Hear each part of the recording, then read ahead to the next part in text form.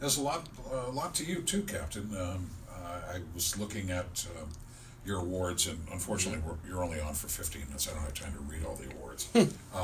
But wow, Silver Star, 3 Bronze Stars, 3 Purple Hearts, Meritorious Service Medal, and on and on and on.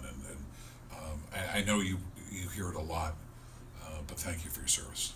Thank we you. have tried very hard to make up for what we didn't do to our Vietnam vets. Did not thank them for their service, and so I think what the Vietnam vets didn't get, you and today's warriors are the beneficiaries of. We did learn. Yeah, and we are very close with our Vietnam veterans, especially when you look at the Iraq and Afghanistan veterans. And we always take the opportunity when we can to always say welcome home and thank you for your service to all those that served in Vietnam, men like my father and many others. Friends that we have within the Vets4Energy community. We have a lot of Vietnam veterans that are very active.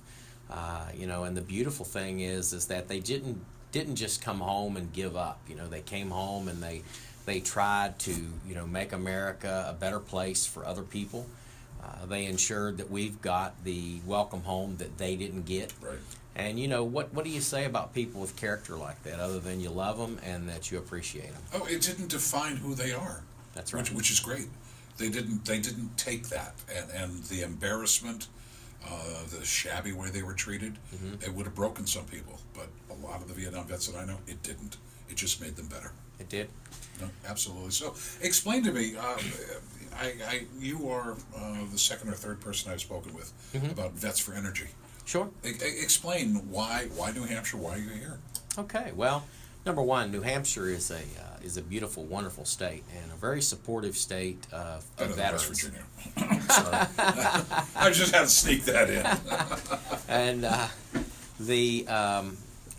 the reason why is because when we look at New England, we look at an area that's very patriotic. We look at New Hampshire and New England in general the same way. But when you think about New Hampshire, you think about great veterans like the gentleman that we have working with us here, Paul Chevalier, and then of course his friend Paul Lloyd. Both of them are heavily engaged with the VFW and veterans issues, and they're here day to day, and we constantly converse. So coming up this way to New England, we had a couple of messages that we wanted to deliver. Number one, we're traveling the Purple Heart Trail system, which if you haven't really looked at the Purple Heart Trail, go to the Military Order of the Purple Heart website and just look at the Purple Heart Trail. You'd be surprised at where these trails that are designated to honor our combat wounded run through some of the most gorgeous towns throughout America, and there are a lot of things that we're not able to see. We talk about taking the family vacation. We talk about making the most out of what you have, but you're able to do that because we have a certain level of energy independence and security in America. And Vets4Energy, we want to enhance that because we're not right there yet. Especially in New England, you come up here and you see that you guys pay 50 to 53% higher energy cost. And we think that that's not really fair. It's a beautiful place, and all Americans should have the opportunity to live and to be able to have maximum use of what funds that they do have. To take the family vacation and drive the Purple Heart Trail and to see, beautiful things like we've seen along this trip. Is there a kind of like the old Route 66, a long Purple Heart Trail, or is it made up of individual states? Individual states, and you'll find that some of the trails do interlink between states. That's being worked on right now. I would think it would be, yeah.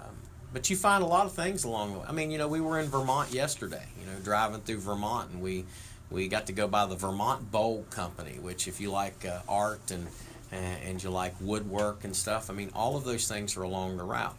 But the message that we want to deliver is that we need to become energy independent in America. Now, that means an all of the above energy, approach. What you won't hear from us is like, we're against one form of energy or the other. We're not. We're not against that. We're for all of the above. You know, if you can do it better with natural gas and oil, then my goodness, then do it with that. If you can do it better with coal or nuclear or even solar or wind, then fine. All of that has a place in our society. But, you know, when we get into conversations with other organizations that are totally anti-gas and oil, you know, we find that there's a disconnect there. Yeah. And the disconnect is there's no willingness to even discuss this. No. And it's unfortunate because within the past few years, the United States became an energy exporter. That's right. So we are in a position to dictate our future. And it affects so many things other than just the energy discussion. Let's talk about our food. Let's talk about agriculture. You know, if you don't get involved in these things, then understand that, you know, if we decide to raise the RFS standard, which is the renewable fuel standard, and we decide that we want to increase more and more, turning you know, what once was fields of edible corn and beans into, you know, gas for ethanol, Right. then we create a shortage of already short farmers. Good point. So, you know, we look at, there's two things that you should never be dependent on a foreign entity for, and that is your food and your fuel.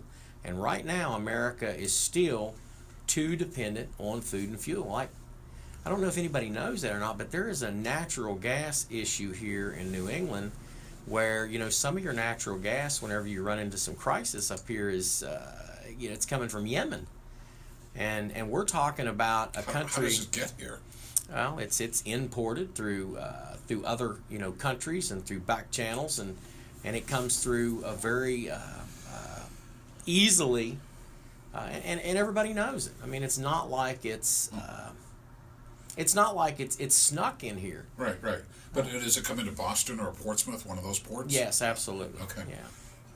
And because you don't have the pipelines here, you know, I mean, you're very, very limited. I mean, if you had something here that would be able to transport, you know, affordable energy, not only are you going to have a lot of jobs constructing these things, but you're also going to have a reduced price in your energy costs.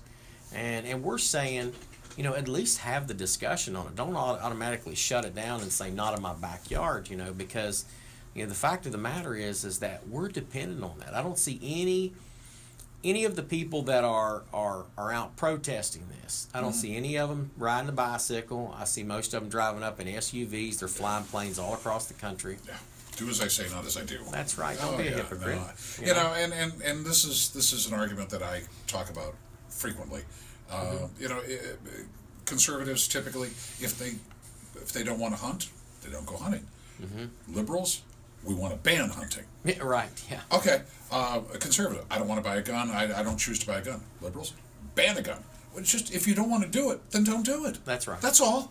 That's all you have to do. California, I did a story this morning, one of the school districts has teamed up with a vegan group to ban meat from the school menu. It's like, well, wait a minute. Just offer the meat. If the kids don't want it, they don't have it. But that's there's your tolerance. It exists on one side of the spectrum, but not to the other. And that's very true, and we see it all the time. It's unfortunate. It is incredibly unfortunate. So, and I would think that the natural gas coming in from Yemen into ports, opens up a security issue. You know, there's a lot of security issues with that. Now, the first one that I tell people is this. Let's just talk about the money factor. I think that we have a really good security system in America that filters a lot of this stuff out.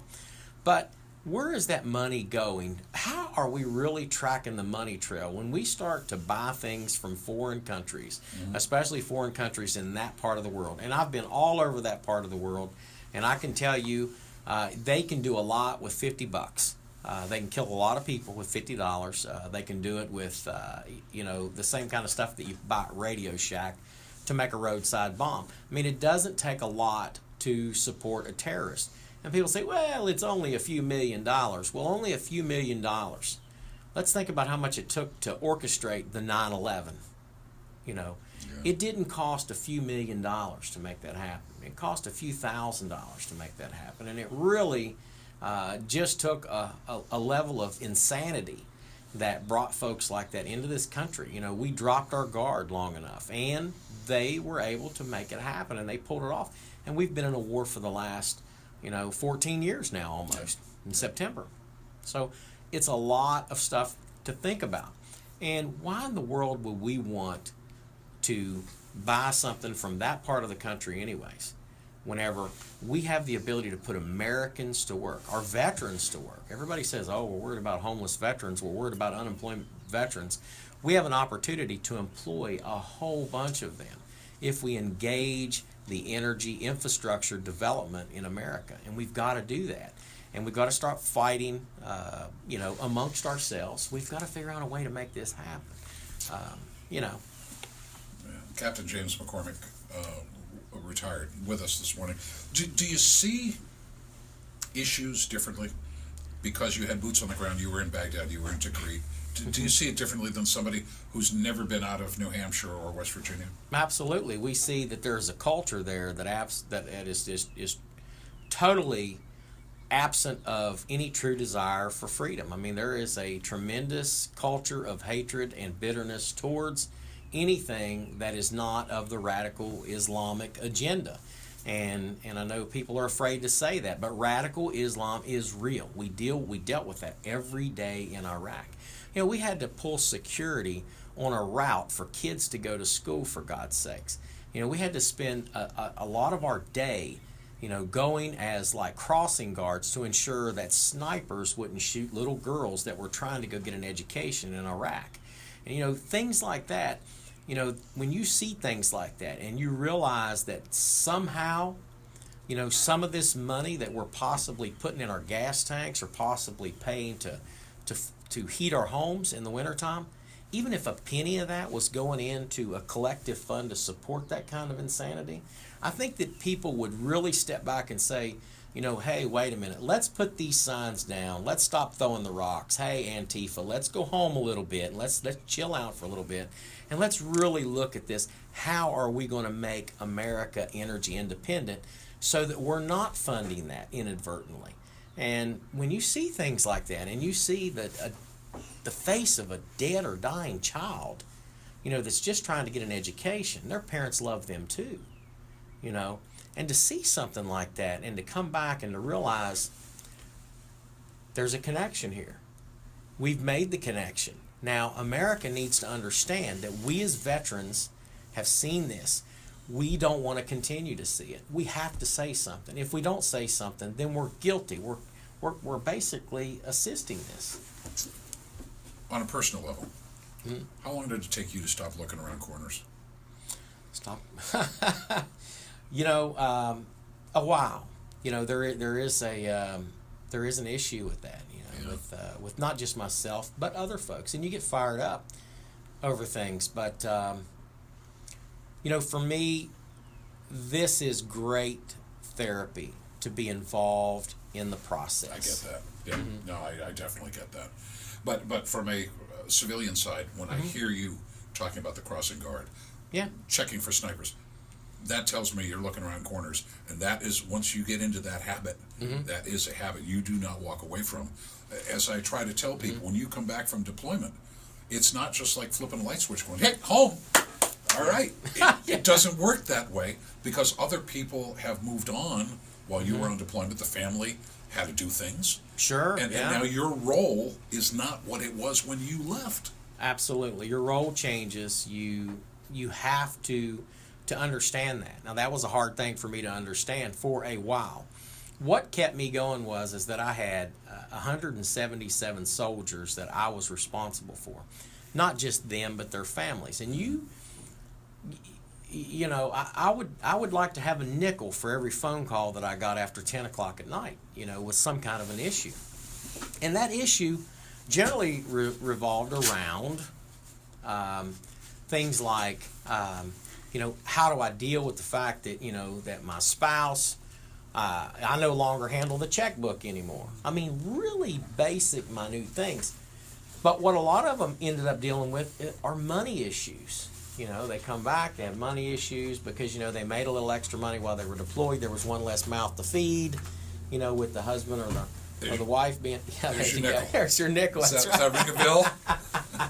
Yeah, he just handed me an AFES 5-cent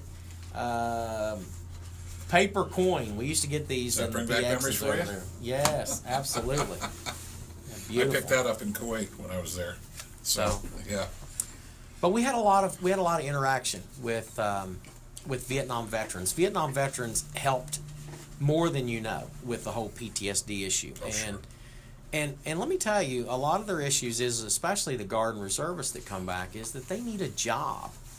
You know, we need to create an economy that's going to sustain employment. And when we think about things like the energy sector, that's another thing that comes to play, because probably the single most thing that helped me was having a job and staying employed, staying engaged. Got it. So if people want more information, Captain, on Vets4Energy, how veterans can get involved, where do they go? they can go to the website at www.vets4energy.com. That's VETS, the number 4, energy.com. And we would love to entertain any questions. And I answer most of those questions personally. And my cell phone number is on there. And I get calls from all sides, generally supportive. Every now and then I'll have someone that'll say something really negative. But we don't go negative on folks. We just talk about the facts. Here's the facts. Let's lay it out. Let's have a discussion. You want to have a discussion? We'll have a discussion. If you want to have a shouting match, then go stand on the street corner, because we don't have time for that. I got you.